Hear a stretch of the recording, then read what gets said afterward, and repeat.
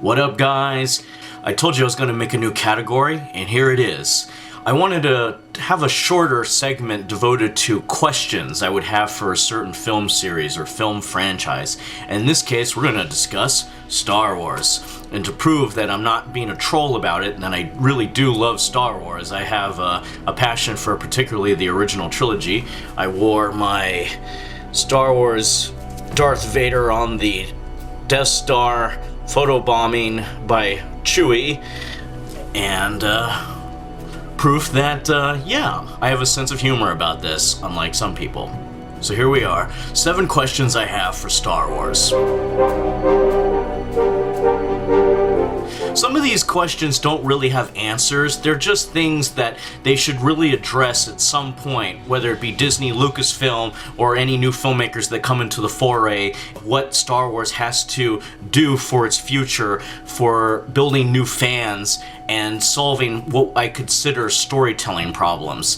And when a franchise has been around long enough, I would say yes, there's always some roadblocks that they start to run into because of formula, because of taking some elements based on nostalgia and kind of rearranging them and fans picking up on it that we've seen this before, and it's not exactly the freshest fish we've been allowed to eat. So I would say these questions not necessarily having answers, but a little bit of some possible solutions I may provide. First question goes, can Star Wars, like Star Trek, lend itself to listen to its stars more? I say that because Mark Hamill developed a certain kind of controversy talking about his thoughts and his passions toward how he felt Luke Skywalker was going as a character. Now, if you go to Star Trek, which kind of runs into some of the same issues that Star Wars has had, but has found ways to overcome them, one of the things Star Trek did was that it allowed some of its actors to become more part of the creative process. Leonard Nimoy directed 2 Star Trek movies, William Shatner directed 1 Star Trek movie, Jonathan Frakes directed 2 Star Trek movies, Simon Pegg wrote a Star Trek movie, other actors have directed Star Trek episodes, and the list goes on and on. Star Wars hasn't had the opportunity to do that, and only recently with The Mandalorian has it been able to have Bryce Dallas Howard, an actress, direct a Star Wars episode, which is pretty incredible that she, who has not had any participation in Star Wars prior to this, except for her father directing Solo, a Star Wars story, now she's here a part of this franchise in the creative process is pretty cool. And Taika Waititi of Thor Ragnarok and Jojo Rabbit also directed an episode of The Mandalorian. So it makes you wonder if Mark Hamill was more in tune with the storytelling process, whether he was just a producer or not, or, you know, if they actually had the bravery to direct a movie like some Star Trek actors have done, would that make Star Wars grow and mature as a franchise? I kind of want to say I would hope so, because some of these people are really intelligent guys. I mean, can you imagine a Star Wars movie that was directed by somebody who had the abilities and talent as somebody like Mark Hamill? If Mark Hamill was, in fact, actually interested in writing or producing or even directing, that would be intriguing. I would totally want to see that movie. I would be very curious what he would do with it. Can Star Wars find its verisimilitude again? Verisimilitude was a term that director Richard Donner liked mentioning a lot during the making of Superman the movie. Basically what it means is find the truth, find the honesty of the situation. If Superman is flying in the wind, he probably feels the wind on his face, and his cape is probably moving in the wind as well, and when he comes down for the landing, he's gonna bend his knees because he has to stop. Things like that. Little facts that help Superman be a little bit more believable, even though we've never seen a person fly without any form of technology like Superman. But if you can get close to verisimilitude, you probably will find something that people would be more likely to believe can happen. If you're closer to verisimilitude, the honesty of the situation, it's probably more likely that people will believe by default what's going on. Their suspension of disbelief will be ensured. So in the case of the original trilogy, you didn't have too much to worry about. Like, you know, you've got your spaceships, you had the concept of the Force that was kind of like a metaphor for God, and then you had pretty much a very simple war between a rebellion and a fascist empire. And the thing that's unusual now about where Star Wars has gone post the prequels and post the sequel trilogy is that there's all these other things going on to the point that it might be almost too much to digest. Because now the writers and the fans are so caught up in the minutia of stuff. This character is a little bit more force sensitive, and this character is a spy, or is he a spy? Or this alien probably wouldn't exist in that type of atmosphere. There's only so much you can pick apart in Star Wars. It's all about creativity and imagination when we go to the lowest common denominator of everything. It's the conceit. Can we go back to a point like in the original trilogy where things are a little bit more simple and easier to ingest? And The Mandalorian seems to serve that function. It functions as a far simpler story, probably because of its lower budget, but it's a far easier story to sit down and process. But the thing about the newer movies is that there's all this stuff happening and it's going bang, bang, whoosh, whoosh. Oh, by the way, there's this, and by the way, there's that, and you gotta do this, and you gotta look at that, and you gotta think about this, and you gotta process this, and go back to a simpler olden time, I think. That leads to my next question. Is the push for event movies hurting Star Wars? One of the things that I've noticed in this industry is that in order for studios to make a large amount of buck for the smallest amount of effort, meaning not too many productions, the complete opposite of the days of film noir. Film noir in the 40s and 50s was make as many cheap movies as possible, that's how you make your money. Now it's, let's make less movies and put a lot of money into this one movie, whether it's visual effects and all this talent, and it's gonna be a big busting, like Gone with the Wind. We're gonna have people going down the street and stuck in alleys like something from Jaws when it came out, and it's kind of like a business model that hurts you more than actually helps you. Meaning that if you're expecting everybody to walk out of this going, oh wow, that was an event that I was so happy to see in the theater, I'm glad I saw it in the theater, and there's more people that actually want to stay home and wait for it to hit streaming or DVD so they don't have to go through all the issues of buying a ticket and figure out, you know, if they want to buy concessions or not. So it becomes justified that it has to be such an event that you could regret not seeing in the theater, like an IMAX movie or a 3D film.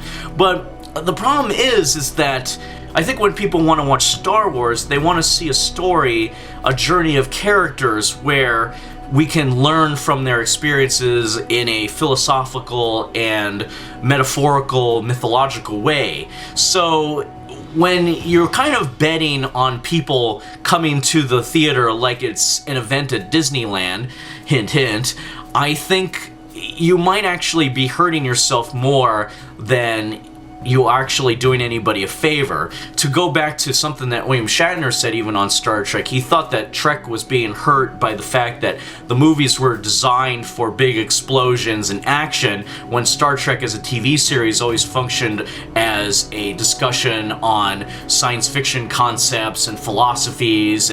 But when you are focused on just exciting people with giant explosions and visual effects, you kind of lose your goal when it comes to what your franchise is about. So that brings me to another point that I like thinking about in my headcanon when it comes to Star Wars. What about everybody under the employ of the Empire in the First Order? So we like talking about all the good people that work for the Republic, fine, or all the people that work in the Rebellion, nice. But what about all those people that work under the Empire in the First Order? It looks like they're just these guys that are here to do the job. I always love that little moment in The Last Jedi where that guy's tapping on the screen because he's trying to figure out where the shields aren't working. He's probably just some dude who just came on to the First Order because he needed some extra money to pay for food for his family. I want to know more about those guys because that sounds really intriguing.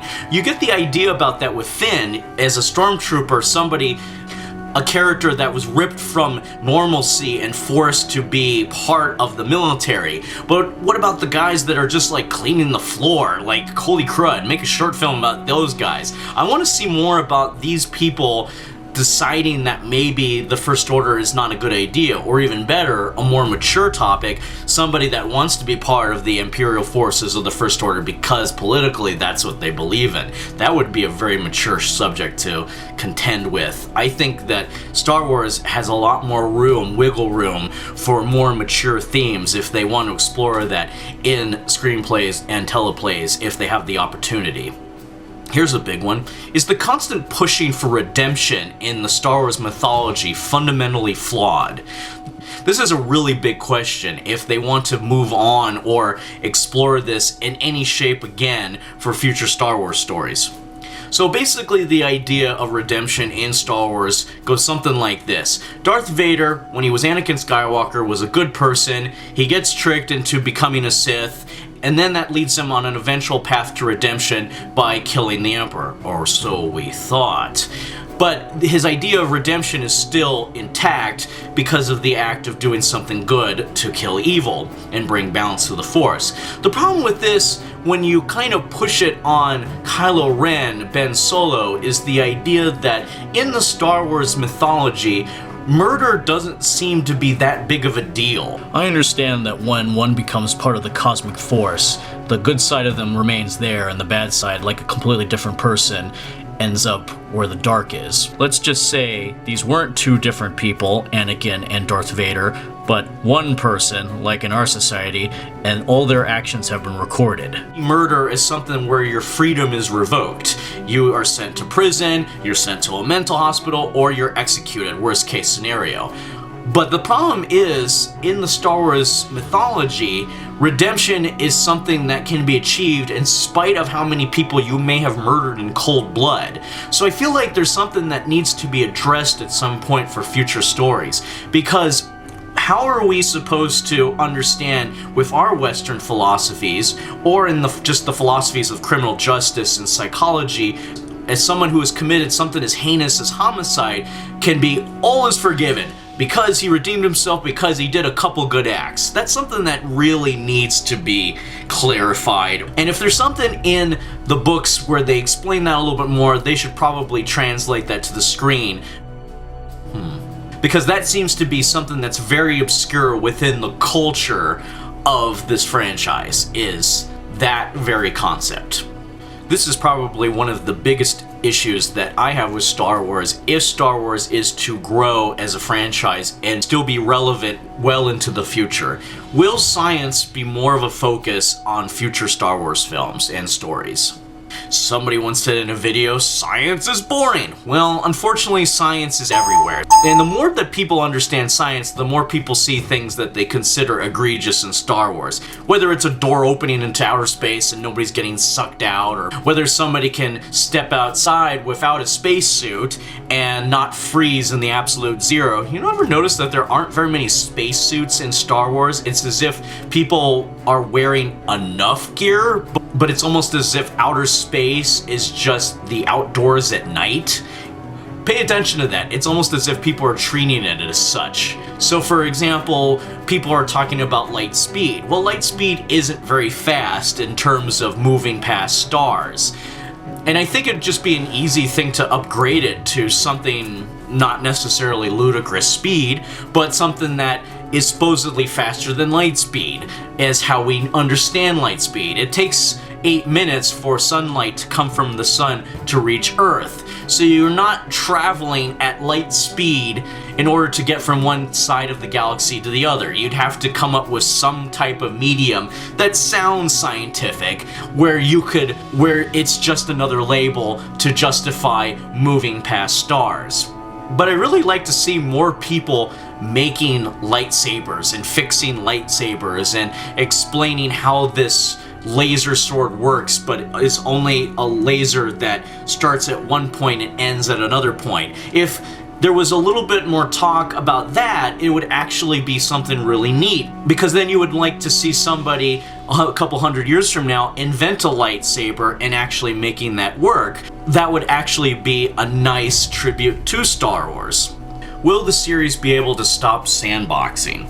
Sandboxing is a term used to explain a certain form of writer's block, When I use the word sandboxing, I mean that in a sarcastic way. Sandboxing can be a good thing. It means you're playing by no rules and that you're allowed to have fun in that universe. But this kind of sandboxing is like paint by the numbers, and you're just twisting the ideas within the same eras. Hence the Terminator, Salvation, and on. We keep revisiting characters, which is great from a nostalgia purpose, but nostalgia has its limits.